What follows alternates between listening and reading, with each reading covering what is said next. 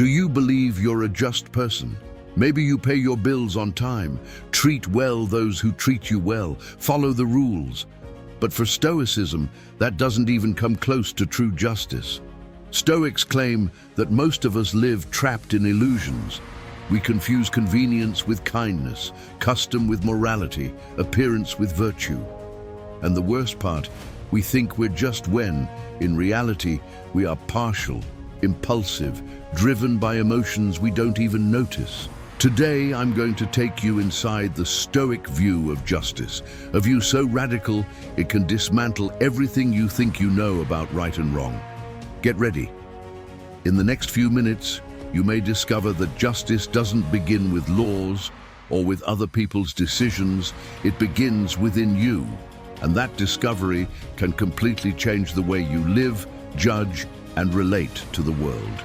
The Stoics believed that all injustice is born first in the mind, in the anger you feed, in the envy you don't admit, in the rush to judge without understanding. That's why, for them, no one can be just without mastering themselves. Before you point a finger to accuse the world, they would ask, have you already conquered your own inner chaos? And deep down, that's what makes this view so transformative. Because unlike the old discussions about laws, punishments, or politics, Stoicism puts justice in your hands, in your everyday life, in your way of living. It doesn't matter what position you hold, how much power you have, or what situation you're in. True justice is something you build or destroy with every choice, and today you're going to find out how. Justice in Stoicism is not just a pretty word associated with laws, courts, and punishments. It is one of the four great virtues that form the foundation of the good life: wisdom, courage, temperance, and justice. This means that without justice, life cannot truly be virtuous, no matter how intelligent, brave, or balanced a person may seem. You can be brilliant, fearless, and self-controlled, but if you treat people deviously or unfairly, the Stoics would say your character is still incomplete. Justice is the right way of relating to other people, the way we express our moral character in the social world.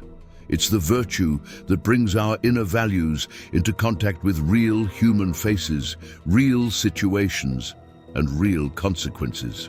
When we think of justice in the common sense, we usually imagine getting what I deserve or seeing the guilty punished. The focus tends to be on our rights, our losses, our wounds. In Stoicism, the focus is different. What do I owe each person given that they are a rational being like me? The central question is not, what does the world owe me? But how should I act toward others in order to be in harmony with reason and human nature? This shift is huge. It moves us from a mindset of entitlement to a mindset of responsibility. Instead of obsessing over whether life is fair with us, we ask whether we are being fair with others, regardless of how they behave. The Stoics believed that the universe is governed by a cosmic reason, a kind of rational order that runs through everything. Human beings participate in this reason. We are able to think, choose, and judge, and that capacity is not an accident. It is part of the structure of reality. Justice is exactly living according to this reason when we deal with others. To act justly is to align your choices with this larger, intelligent order, treating others in a way that fits their rational nature. When we are unjust, we are not just doing something wrong socially. We are cutting against the grain of the universe itself, putting our will in conflict with the rational structure of the world. Another essential point is that justice is not limited to not doing harm. For Stoicism, it is also unjust to omit action when you have the duty to act. If you have a responsibility towards someone, as a father, mother, friend, co-worker, leader, citizen, and you choose not to fulfill that responsibility out of laziness, fear, or selfishness, that too is injustice. Saying, "I didn't do anything wrong," is not enough if you also didn't do what was right when it was in your hands to do so. Not acting when you should act is just as problematic as actively doing harm, because both choices abandon the other person when they depend on you. Stoic justice is also universal. It does not apply only to your group, your family, your nation, your social class, or your ideological tribe. Since everyone shares the same rational nature, everyone has the same basic moral worth. This doesn't mean everyone has the same roles, life stories, or abilities, but it does mean no one should be treated as an object, a tool, or something disposable. Injustice is always in some way a form of dehumanization, seeing someone as less than in order to justify using or discarding them. For a Stoic, this is a direct violation of what it means to be human. This leads to an uncomfortable consequence. Many behaviors the world normalizes, the Stoics would see as unjust, using someone only for your own benefit, lying to get an advantage, humiliating someone to look superior, exploiting another's vulnerability, manipulating to get what you want. All of this violates reason and respect for the other's dignity. Even if it's common, even if everyone does it, it is still unjust. Habit does not turn vice into virtue. Social approval doesn't magically transform wrongdoing into something noble. Stoicism forces us to confront where we've become numb to injustice simply because it's familiar. So, when we ask, what is justice for Stoicism? We're not talking about a minor moral detail, but about a way of life. It is deciding every day to treat each person as a member of the same rational community, to act with fairness, to fulfill duties, not to use others as mere means, not to corrupt your own character out of convenience. It's a commitment to let your actions be guided by reason rather than impulse, advantage, or pressure. That is far bigger than simple obedience to the law. Laws can be unjust, but Stoic justice is anchored in something deeper than legislation. It's anchored in human nature itself. The Stoics insisted on an interesting idea: the virtues are deeply interconnected. There is no one who is truly just who is not also, to some degree, wise, courageous, and moderate. You cannot amputate one virtue and expect the others to flourish in a healthy way. Justice in isolation without these other virtues becomes a caricature. It can turn into harshness, excessive rigidity, blind moralism, or revenge disguised as fairness. A person may claim to be just, but if they lack wisdom, courage, or self-control, their sense of justice can easily become cruel or inconsistent. Wisdom comes first. To be just, you need to understand what is truly good and what is indifferent. Without wisdom, we may confuse self-interest with justice, or confuse the desire to punish with defending what's right. We may call something justice simply because it benefits our group or satisfies our anger. Wisdom allows us to see the situation with depth, to consider circumstances, to distinguish mistakes made out of ignorance from deliberate malice, to perceive what actually promotes the common good instead of just our ego. Without that clarity, justice becomes impulsive and shallow. Courage, in turn, is necessary because being just is rarely comfortable. Often being just means going against group pressure, refusing profitable schemes, opposing authority figures, admitting your own mistake in public, or protecting someone vulnerable when everyone else is silent. Without courage, a person knows what is just but backs down. They see injustice but keep quiet. They perceive abuse but go along with it out of fear of losing status, money, or acceptance. Cowardice paralyzes justice at the exact moment it is most needed, turning good insight into empty theory. Temperance safeguards justice from being distorted by passions, anger, wounded pride, the desire for revenge, envy, haste. All of these can warp our sense of justice. Without temperance, a person overjudges, overreacts, confuses emotional satisfaction with justice done. They punish too harshly, humiliate when they should correct, or cling to a grievance long after the situation is resolved. Temperance holds back excesses and helps us respond without losing the right measure, so that justice doesn't become cruelty dressed up as virtue. The unity of the virtues also explains why the Stoics were not satisfied with isolated gestures. A just act performed out of pride or a need for approval is still not a full expression of virtue. The outside looks right, but the inner orientation is misaligned.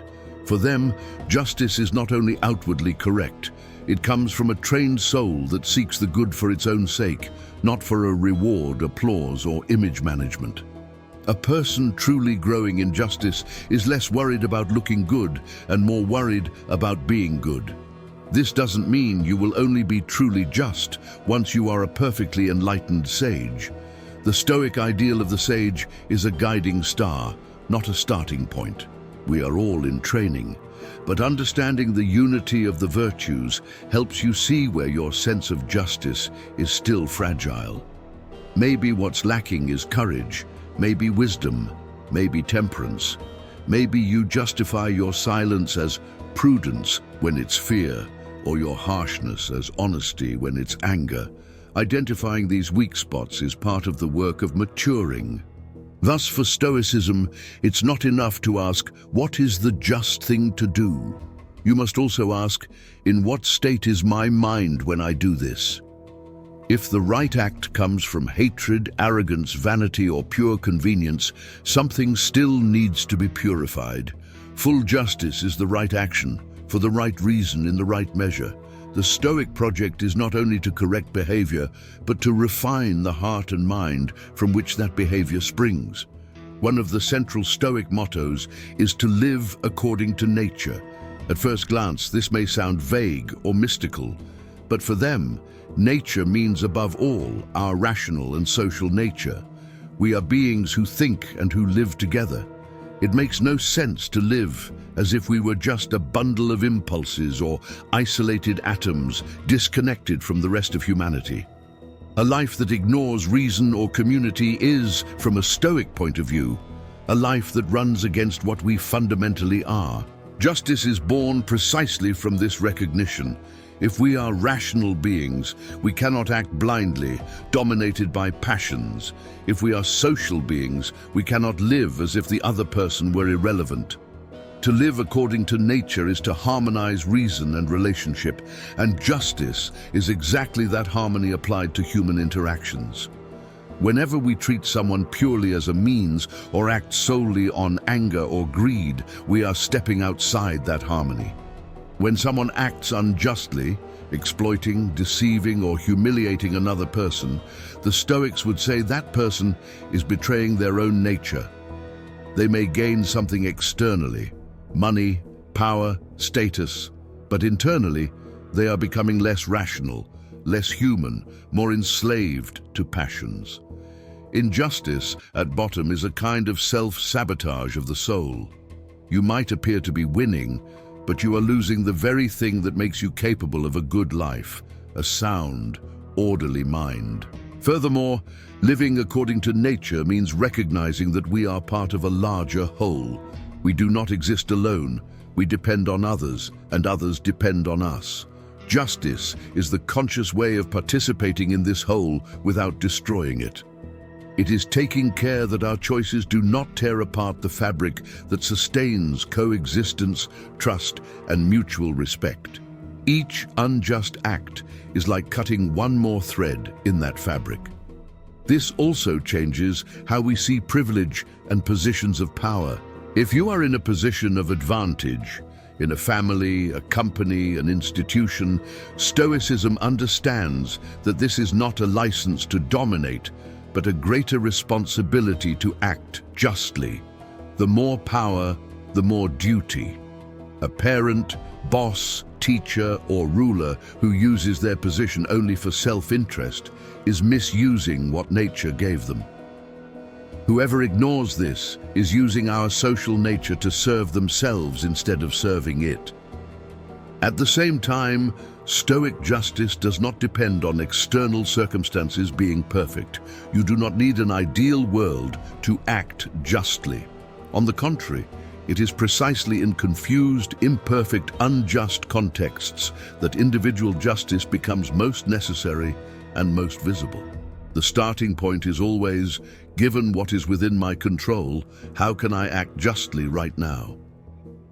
That question keeps you grounded when the system, culture, or environment is far from ideal.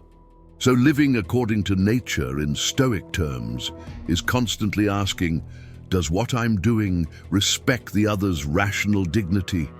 Does it contribute, even a little, to better coexistence? Or is it just a way to satisfy a momentary impulse at the expense of the common good? The honest answer to these questions is at the heart of justice.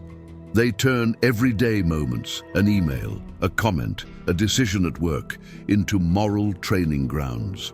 An important concept in Stoicism is oikeiosis, which we can understand as a process of familiarization or expanding circles of concern. It begins with care for oneself, with basic self-preservation, and gradually expands to include family, friends, community, until it reaches humanity as a whole. It describes how our natural sense of mine can grow into a wiser sense of ours. At the beginning of life, we care first about what is ours, our body, our survival, our immediate needs. This is natural and necessary, but as reason develops, we realize that belonging to something larger is also part of who we are. My good and the good of the other stop being completely separate categories. We begin to see that harming others often rebounds on us, and that helping others can reinforce the shared world we live in. Justice is born when oikeiosis is guided by reason.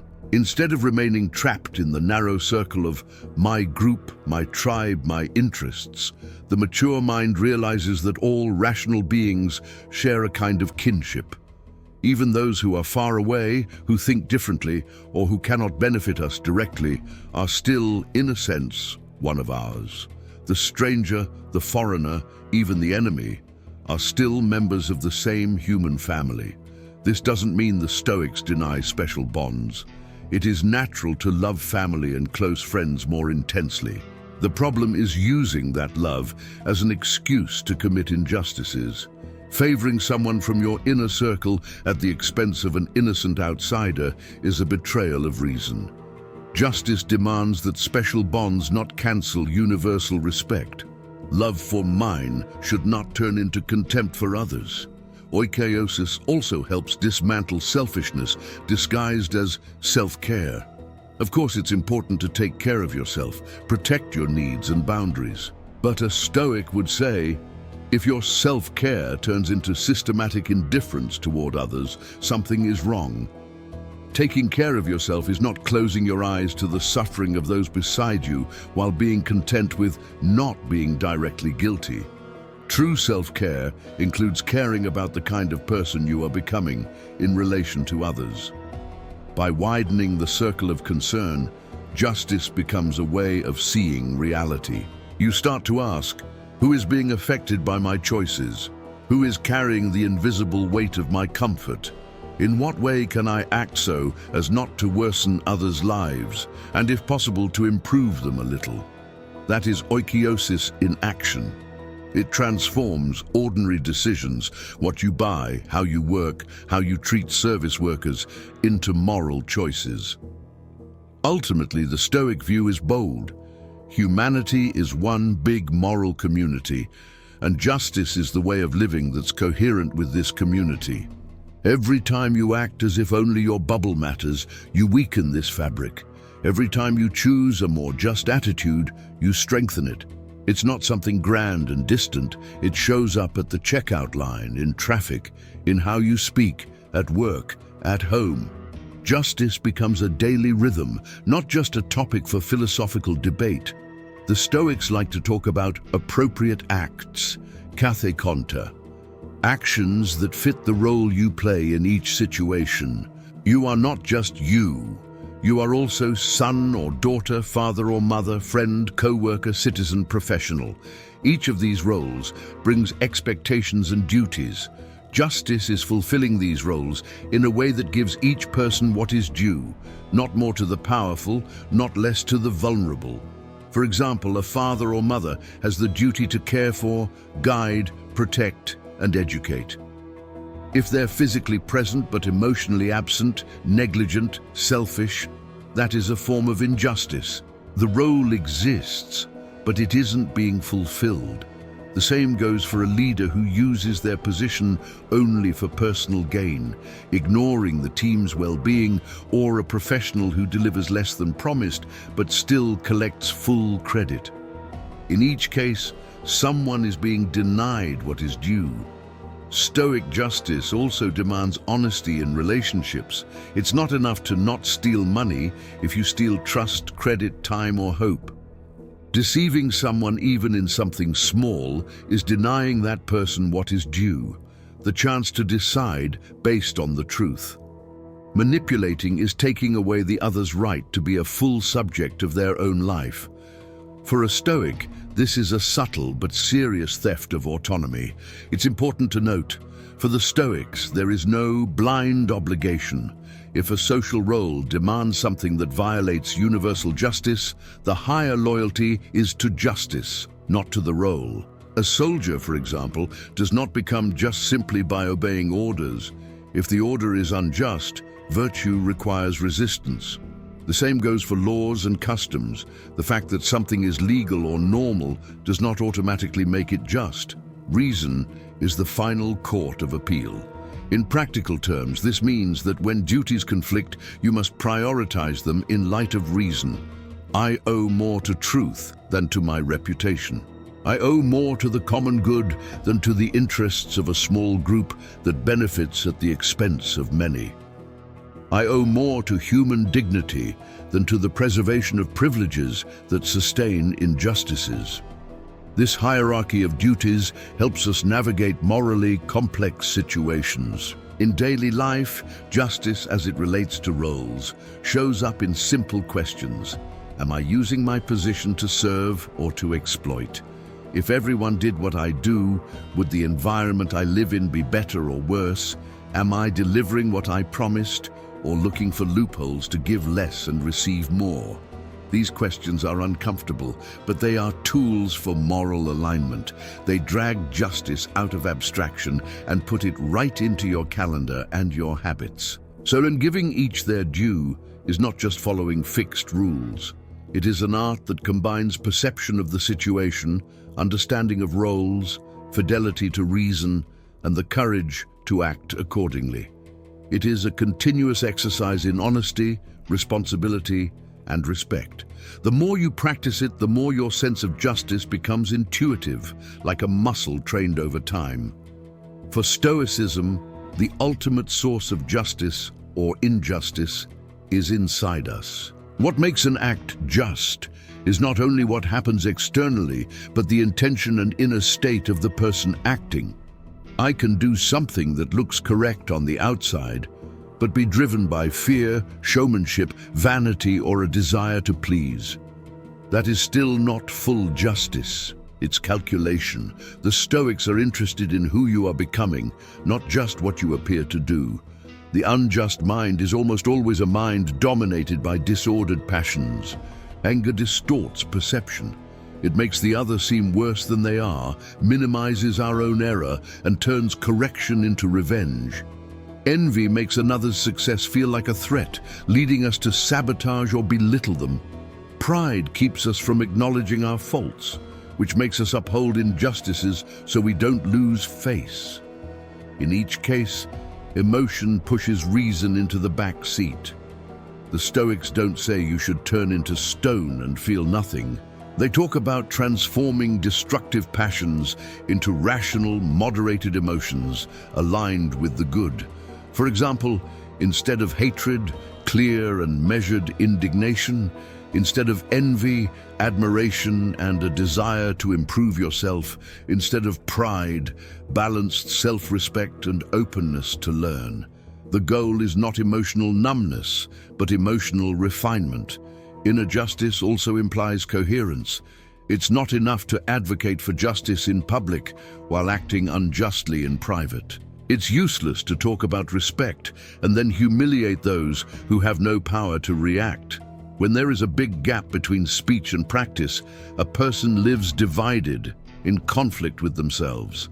And that division corrodes peace of mind, which is exactly what Stoicism seeks to preserve.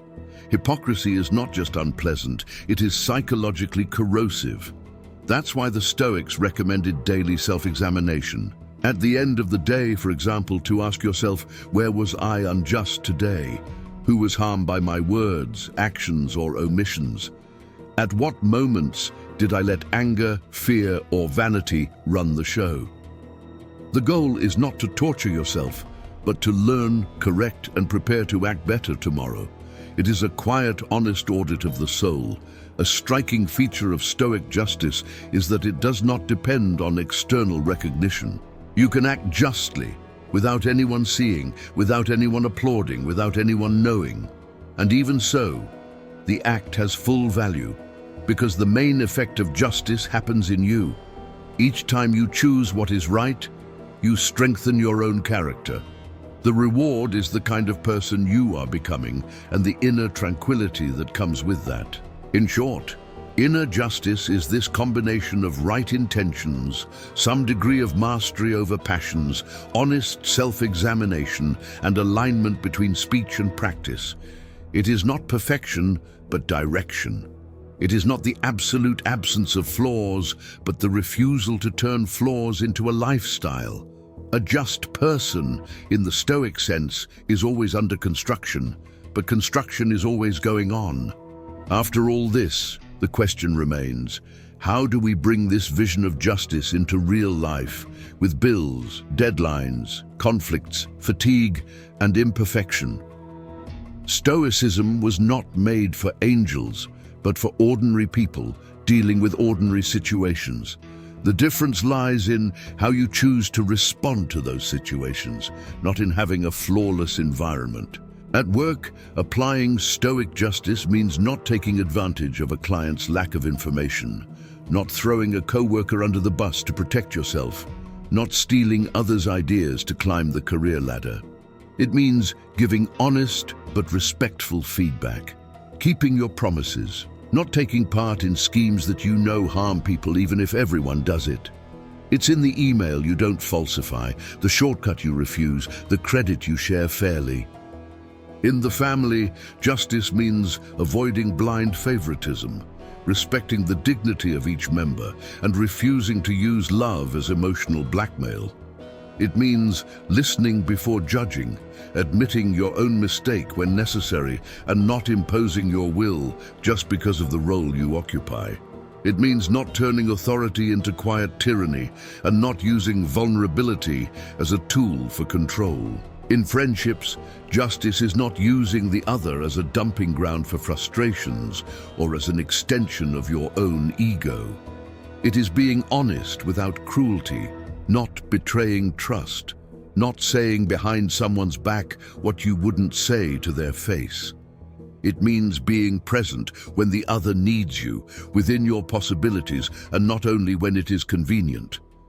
True friendship is a school of justice. In the digital world, justice means not defaming, not spreading rumors, not canceling people without knowing the context, not dehumanizing those who think differently. It means remembering there is a human being behind every avatar. A Stoic, before sharing something, would ask, is this true? Is this just? Does this help, or does it only fuel hatred and confusion? Online spaces become another arena where character is tested. On a broader social level, justice is caring about the collective impact of your choices. It's not about saving the world alone, but about refusing to be complicit in obvious injustices when you have a choice.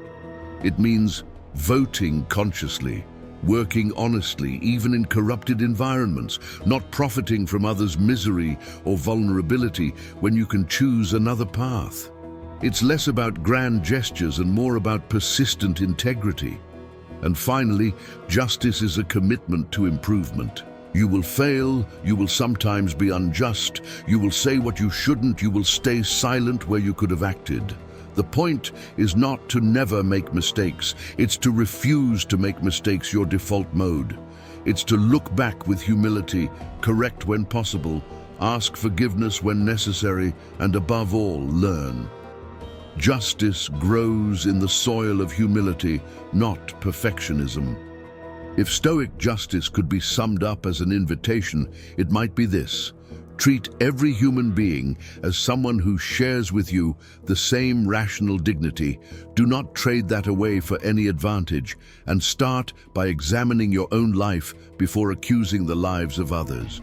If you take this invitation seriously, justice stops being just a beautiful idea and becomes a practice that transforms the way you live, choice after choice, day after day.